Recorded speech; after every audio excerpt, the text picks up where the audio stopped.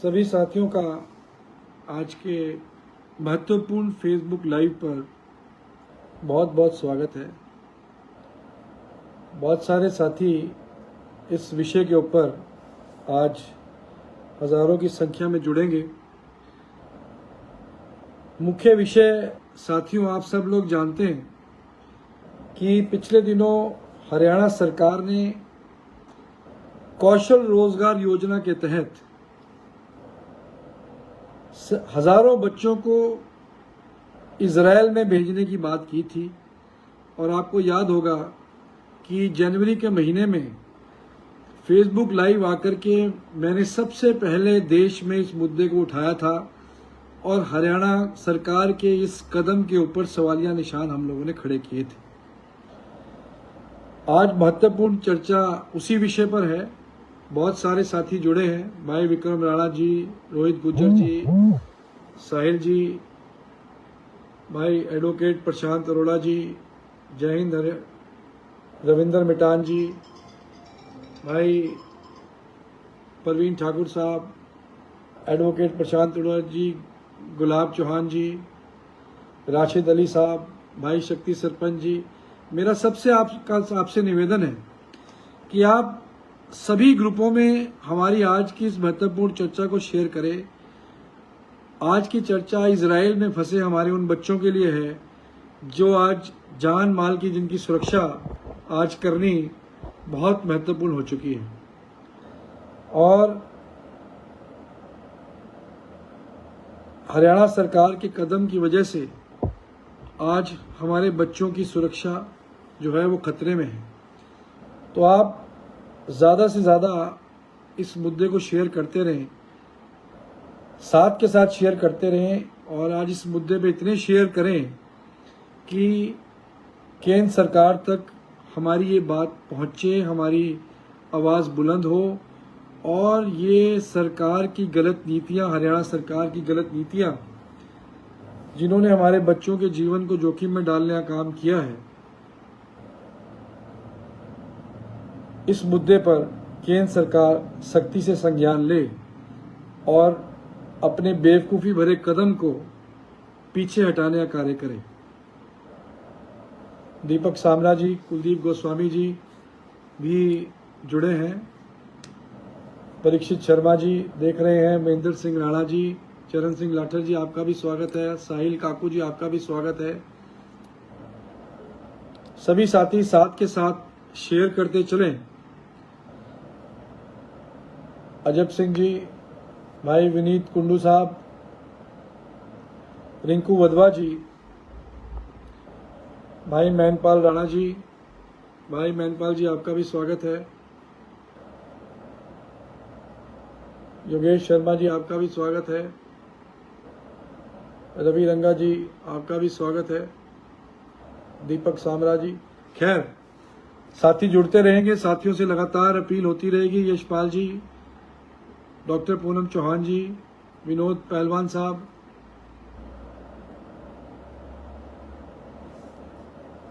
आपको याद होगा जनवरी के महीने में मैंने लाइव आकर के ये अपील की थी कि हरियाणा सरकार, माननीय मनोहर लाल खट्टर जी ने बयान दिया कि इजराइल के अंदर नौकरियों की उपलब्धता कौशल रोजगार के माध्यम से लगभग 10,000 बच्चों को इजराइल में भेजने की का कॉन्ट्रैक्ट जो है मनोहर लाल खट्टर जी ने किया। और मनोहर लाल खट्टर जी ने बयान दिया था कि हरियाणा सरकार के द्वारा पूरी तैयारी कर ली गई है। 10,000 बच्चे 1.25 लाख रुपए महीना की नौकरी के माध्यम से इजराइल में भेजे जाने का काम किया जाएगा। उन्होंने ये भी कहा था कि ट्रेनिंग की प्रक्रिया हमने पूरी कर दी है। इजराइल में कंस्ट्रक्शन वर्कर्स की डिमांड है। मैं फिर दोहरा रहा हूँ, कंस्ट्रक्शन वर्कर्स की डिमांड है, क्योंकि इजराइल युद्ध में है और इजराइल को कंस्ट्रक्शन वर्कर्स चाहिए थे। कंस्ट्रक्शन वर्कर्स की डिमांड इजराइल ने रेज की, केंद्र सरकार से रेज की। और मनोहर लाल खट्टर जी ने सबसे पहले, हरियाणा के और किसी मुख्यमंत्री की मैं बात करूं ना करूं, परंतु हरियाणा के मुख्यमंत्री ने सबसे पहले हामी भरी और 10,000 नौजवानों को इजराइल भेजने का कॉन्ट्रैक्ट साइन करने का काम किया। ट्रेनिंग दी गई, रोहतक में ट्रेनिंग देने के बाद तैयार किया गया। और जब लगभग तैयारियां पूरी थी तब मैंने लाइव आकर के देश में सबसे पहले इस सवाल को उठाया, प्रदेश भर के नौजवानों से अपील की कि इजराइल पूर्ण रूप से वॉर जोन के अंदर है। इजराइल में अगर हम अपने बच्चों को भेजेंगे तो कहीं ना कहीं उनकी जान माल को खतरा होगा। मैंने नौजवानों से अपील की कि खट्टर सरकार की इस पॉलिसी का बहिष्कार करें और कोई भी साथी इजराइल जाने के लिए हामी ना भरे। हमारी अपील का असर हुआ। जो 10,000 की संख्या खट्टर साहब ने तैयार की थी, उन्हें हरियाणा से लगभग 500 बच्चे ही मिल पाए, परंतु आनन फानन में आसपास के प्रदेशों से 10,000 की संख्या को पूरा किया गया और काफी बच्चे यूपी बिहार से बुलवाए गए और हरियाणा से लगभग 500 बच्चे तैयार हुए। तैयार इसलिए हुए क्योंकि बेरोजगारी इतने चरम सीमा पर है कि ये जानते हुए भी इजराइल के अंदर भीषण युद्ध छिड़ा हुआ था। खट्टर जी ये जानते थे कि इजराइल वॉर में है, तब उसके बावजूद इन्होंने ये प्रयास किया कि हरियाणा के बच्चों को इजराइल भेज दिया जाए ताकि चुनाव के अंदर इस बात को बनाया जा सके कि ये बेरोजगारी दूर करने के लिए इनको इतनी चिंता की। प्रदेश में अगर किसी को चिंता है तो वो मनोहर लाल खट्टर जी को है। और मैंने चेतावनी दी थी कि ये कदम गलत है, ये कहीं ना कहीं हमारे बच्चों के जीवन के साथ खिलवाड़ है। खैर, मुझे खुशी इस बात की है कि हमारी चेतावनी के बाद, आवाज उठाने के बाद 10,000 की संख्या हरियाणा से नहीं हो पाई, परंतु और प्रदेशों से जो बच्चे गए हैं वो भी अपने हैं। हरियाणा से लगभग 500 बच्चे जो है वो इजराइल 15 दिन पहले इन्होंने भेजने का काम कर दिया। 10 बैच में बच्चों को इजराइल भेजा गया। 1.25 लाख रुपए महीने की नौकरी तय कर दी गई। कंस्ट्रक्शन वर्कर्स के रूप में वो वहां काम करेंगे। कोई मेसन का काम करेगा, कोई कारपेंटर का काम करेगा, कोई प्लम्बर का काम करेगा। 10,000 की संख्या पूरे देश में से उन बच्चों की एकत्रित करके इजराइल भेजने का काम किया गया। साथियों, चिंताजनक बात यह है कि जैसे ही लगभग 6-7 बैच, लगभग 7-8 हजार बच्चे इजराइल पहुंचे, अगले दिन से ही जो पहले ही इजराइल वॉर जोन में था, ईरान के हमले जो हैं वो लगातार तेजी से इजराइल के ऊपर करने शुरू कर दी। भीषण तबाही जो है वो इजराइल के अंदर आज के दिन में मच रही है। यहां तक सूचना आई कि इजराइल के न्यूक्लियर पावर प्लांट के पास भी ईरान ने बमों से वर्षा की और लगातार पिछले 4 दिनों में 400 से ज्यादा मिसाइलें इजराइल के ऊपर दाग दी गई हैं। सारे बच्चे जो 15 दिन पहले हरियाणा सरकार की बेवकूफी भरी कदम के चलते, गलत नीति के चलते वॉर जोन के अंदर भेज दिए गए, आज उन सब का जीवन खतरे में डालने का काम मनोहर लाल खट्टर जी ने और उनकी सरकार ने कर दिया है। ये गूंगी बहरी सरकार जागती है बच्चों को इजराइल में भेजने के बाद और मिनिस्ट्री ऑफ एक्सटर्नल अफेयर तुरंत प्रभाव से एक चिट्ठी निकालती है। ये सुनने वाली बात है। Ministry of external affairs, Bharatiya Janata party की सरकार ये चिट्ठी निकालती है और गाइडलाइन इशू करती है कि कोई भी व्यक्ति अब हिंदुस्तान से इजराइल ना जाए। और साथ ही नोटिफिकेशन के अंदर ये गाइडलाइंस इशू की जाती हैं कि जो भारतीय इजराइल के अंदर हैं वो तुरंत प्रभाव से अपने दूतावास को, भारतीय दूतावास को संपर्क करें और अपनी जान माल की सुरक्षा स्वयं करें। अब आप बताइए कि क्या मनोहर लाल खट्टर जी को ये जानकारी नहीं थी कि जो कदम आप उठाने जा रहे हो वो कितना खतरनाक कदम है? क्या आप नहीं जानते थे खट्टर साहब कि इजराइल वॉर में है? क्या आप नहीं जानते थे खट्टर साहब कि वॉर के अंदर अगर अपने बच्चों को भेजेंगे तो उनकी जान माल की सुरक्षा कौन करेगा? उनके जीवन की क्या गारंटी है? क्या आपने ये मान लिया कि 1,25,000 रुपया महीना, वो भी कुछ महीनों के लिए, क्या ये हमारे बच्चों की कीमत से बड़ी कीमत है? और आज तक आपने कोई आश्वासन नहीं दिया हमारे बच्चों की सुरक्षा को लेकर। जब भारतीय जनता पार्टी की केंद्र की सरकार, मिनिस्ट्री ऑफ एक्सटर्नल अफेयर्स, ये जानकारी दे रही है कि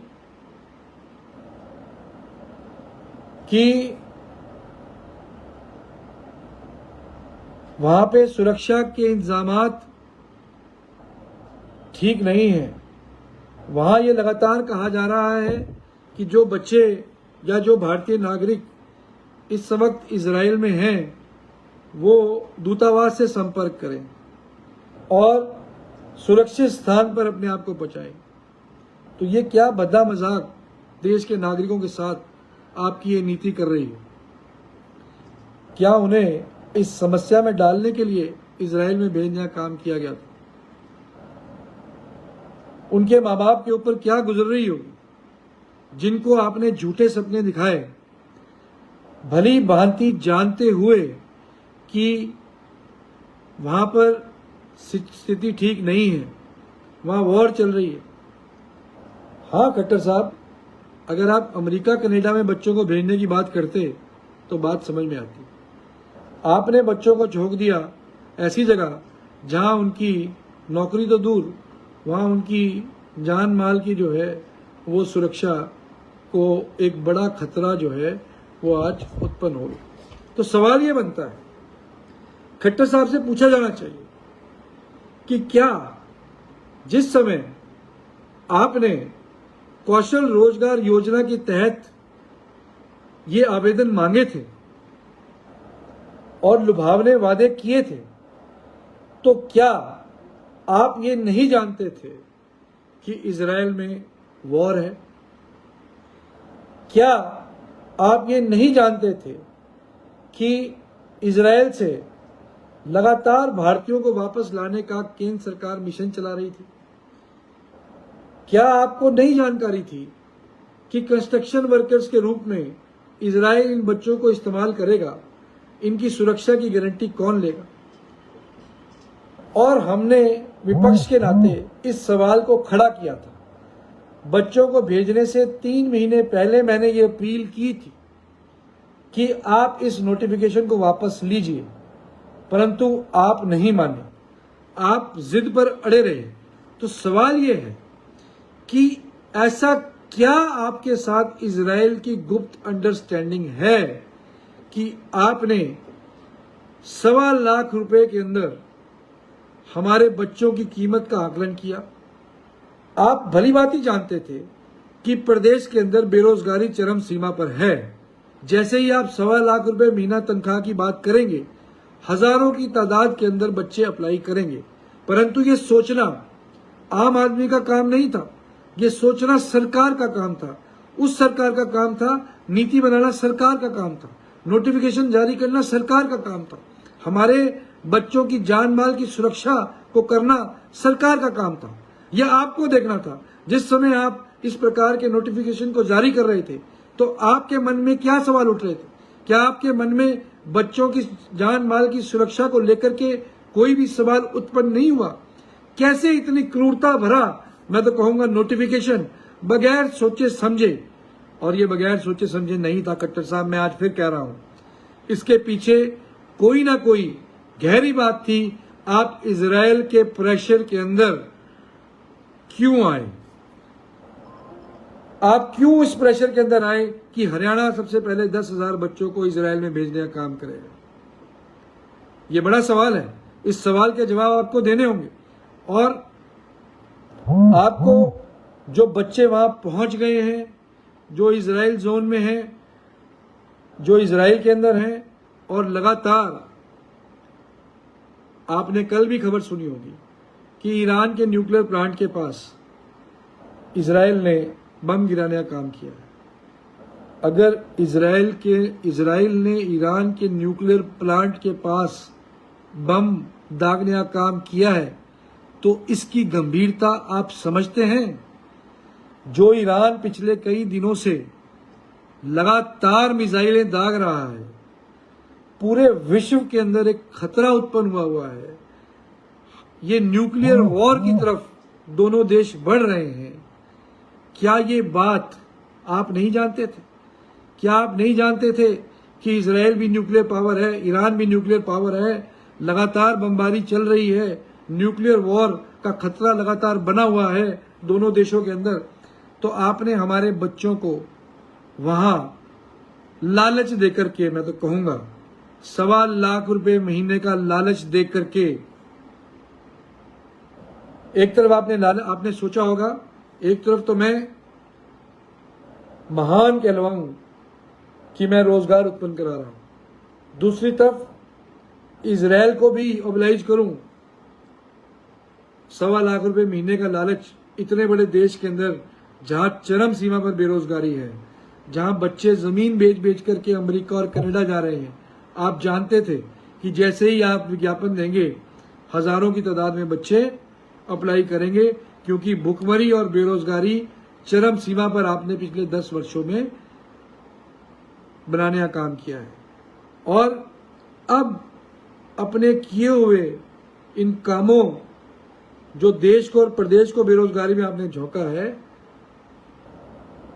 उस नीति के चलते आपने मजबूरी का फायदा बेरोजगार हमारे नौजवान भाइयों की उठवाया, जबरदस्ती उठवाया मैं कहूंगा, और उन्हें आज एक ऐसी जगह पर आपने झोंक दिया जहां वो उनकी जान माल की कोई गारंटी नहीं है। खट्टर साहब, मैं आपको एक बात और कहना चाहता हूं। जिस दिन केंद्र सरकार ने इन बच्चों को, जिसमें यूपी के भी बच्चे थे और स्टेट्स के बच्चे भी थे, हरियाणा के लगभग 500 बच्चे थे, उस दिन इजराइल भेजा, क्या हरियाणा सरकार का कोई नुमाइंदा वहां उपस्थित था? मेरी बात का सोच समझ के जवाब देना। मेरे पास पुख्ता प्रमाण इस बात के मौजूद हैं कि हरियाणा सरकार का एक भी नुमाइंदा उस दिन यहां उपस्थित नहीं था जो बच्चों की जान माल की गारंटी ले सकता हो। तो कहीं ना कहीं आपका हिडन एजेंडा इजराइल के साथ है। और एक बात सोचने की और है, आपने कहा कंस्ट्रक्शन वर्कर्स, वॉर में तो इमारतें टूटती हैं। आपने यूट्यूब पर, खट्टर साहब आप जाएं और जरा देखें कि किस प्रकार से बम फट रहे हैं और इमारतें टूट टूट करके नेस्ता नबूद हो रही हैं। तो जब बम गिरेगा तो इमारतें टूटेंगी। तो ऐसे में कंस्ट्रक्शन वर्कर्स कैसे और कौन सी इमारतें वहां बनाने का काम करेंगे? हाँ, मैं समझ सकता था कि वॉर के बाद, वॉर खत्म होने के बाद जब शांति होती है और बिल्डिंगों का निर्माण किया जाना होता है, तो कंस्ट्रक्शन वर्कर्स की आवश्यकता तो वहां इमारतें बनाने के लिए हो सकती है। जिस देश के अंदर वॉर चल रहा हो, जिस देश के अंदर इमारतें लगातार हर रोज बमबारी से गिर रही हो, वहां पे कंस्ट्रक्शन वर्कर्स कौन सी कंस्ट्रक्शन करेंगे? जरा इस बात का आप जवाब जो है इजराइल से लेकर के देश और प्रदेश की जनता को देने का काम करें। इसलिए मैं हमेशा कहता हूं कि सरकारें नीतियों से चलती हैं और नीयत से चलती हैं। यहां हमारी हरियाणा सरकार, हमारे मुख्यमंत्री जो बहुत आदरणीय हैं, ना तो नीति निर्माण कर सकते हैं और ना ही नीयत ठीक है। तो खट्टर साहब, थोड़ा हरियाणा के बच्चों पे रहम करो। और मुझे लगता है कि इन्हीं कदमों के चलते मोदी जी को भी ये सख्त कदम जो है हरियाणा में उठाने पड़े और आपको जो है बदल करके नए मुख्यमंत्री का चुनाव जो है हरियाणा में किया। अब क्योंकि आप मुख्यमंत्री नहीं हैं, तो आप 1 मिनट में इस मुद्दे से भी पल्ला झाड़ लेंगे, क्योंकि नोटिफिकेशन तो आपके द्वारा कराई गई थी। आज आप मुख्यमंत्री की कुर्सी पर भी नहीं है। तो मेरा नायब सैनी जी से भी ये निवेदन होगा कि कृपया करके खट्टर साहब से अब सलाह करें और ये जो स्थिति आज उत्पन्न हुई है, हमारे बच्चों की जान माल की क्या स्थिति है, उसके ऊपर गहनता से विचार विमर्श करें। और कल ही मिनिस्ट्री ऑफ एक्सटर्नल अफेयर्स का बयान मैंने सुना, जिसमें बताया गया कि एक भारतीय नागरिक की मौत एग्रीकल्चर वर्कर के रूप में जो काम कर रहा था वहां हो चुकी है, और लगातार हमारे सभी नागरिकों के ऊपर खतरा मंडरा रहा है। और खतरे में झोंकने का काम खट्टर साहब आपने किया है। यह आपकी जिम्मेवारी है। आपने इस नीति का प्रचार किया। आपने सबसे पहले आकर के ये कहा कि हरियाणा के नौजवानों को मैं इजराइल भेजूंगा। तो अब जिम्मेवारी आपकी है। आपको अपनी जिम्मेवारी से हम भागने नहीं देंगे। हमारे बच्चों की जान माल की सुरक्षा की स्टेटस रिपोर्ट, एक एक बच्चे की स्टेटस रिपोर्ट जो है वो आपको श्वेत पत्र के माध्यम से देनी होगी। क्या कदम आप उनकी सुरक्षा के उठा रहे हैं। केवल मात्र ये कह देना कि इजराइल सरकार अब उनकी सुरक्षा करेगी, वो नहीं है। वो उससे हमारा पेट भरने वाला नहीं है। आपको एक एक हमारे नौजवान भाई की जान कीमती है। उसको 1.25 लाख रुपए महीने की तनख्वाह से जोड़ करके नहीं देखा जा सकता। उनकी सुरक्षा की क्या गारंटी है, वो कितने सुरक्षित हैं, क्या जिम्मेवारी हरियाणा सरकार ने उनकी सुरक्षा को लेकर के की है। इन तमाम मुद्दों के ऊपर हरियाणा सरकार श्वेत पत्र जारी करे। एक एक बच्चे के परिवार को जो है वो आश्वस्त करे, उन्हें बताए कि स्थिति क्या है।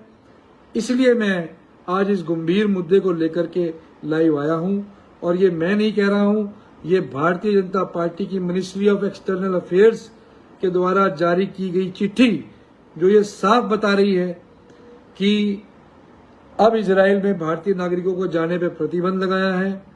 अब इजराइल के अंदर जो भारतीय नागरिक वहां मौजूद हैं उन्हें कहा गया है कि वो दूतावास से संपर्क करें।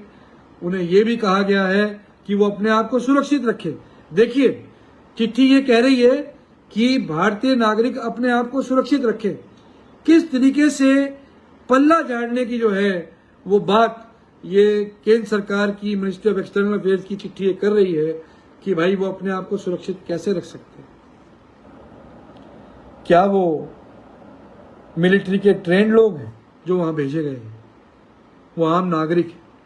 इजराइल तो अपने हर नागरिक को मिलिट्री की ट्रेनिंग देता है, परंतु खट्टर साहब हमारे तो ये कंस्ट्रक्शन वर्कर्स हैं, ये कोई बंदूक चलाने वाले ट्रेंड लोग नहीं हैं जिन्हें आपकी सरकार ने 1 मिनट में कह दिया कि वो अपनी जान माल की सुरक्षा करें। कैसे सुरक्षा करेंगे?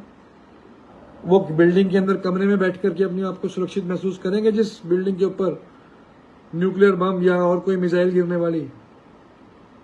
क्या वो सड़कों पर अपने आप को सुरक्षित महसूस करेंगे जिन सड़कों पर बम किसी भी समय फट सकते हो? 330 मिसाइलें ईरान अभी तक इजराइल के ऊपर दाग चुका है और लगातार जो है ये सिलसिला जारी है।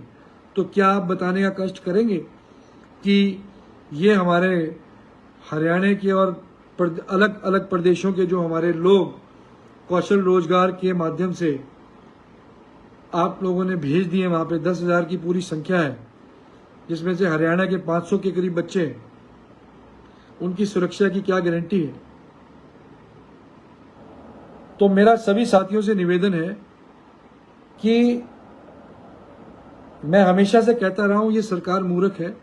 नीतियां ये मूर्खतापूर्ण नीतियों का निर्माण करती है, परंतु आप और हम भी कुछ नहीं कर सकते। जब तक कलम की ताकत इनके पास थी, नीति निर्माण की ताकत इनके पास थी, तब तक ये इस प्रकार की नीतियां बनाते रहे।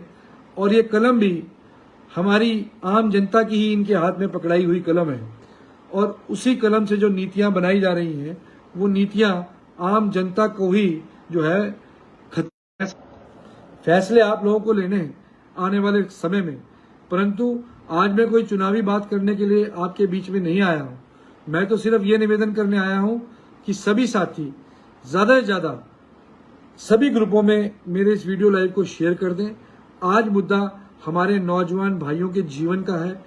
आज हम सब संकल्पित होकर के इस बात को, इस मुद्दे को जन जन तक पहुंचाएं, इस सरकार के ऊपर दबाव बनाएं ताकि कोई ठोस कदम सुरक्षा को लेकर के हमारे इन तमाम बच्चों के उठाए जा सके। इस चिंता को लेकर के मैं आपके बीच में लाइव हुआ हूं। आप सब जुड़े, बहुत बहुत धन्यवाद। एक बार सब मिलकर के अपने अपने ग्रुपों में इसे शेयर करें ताकि ये बात देश के कोने कोने तक पहुंचे, केंद्र सरकार तक पहुंचे और हमारे बच्चों को सुरक्षित बनाने में हम सफल हो सकें। बहुत बहुत धन्यवाद। जय श्री राम, जय भारत।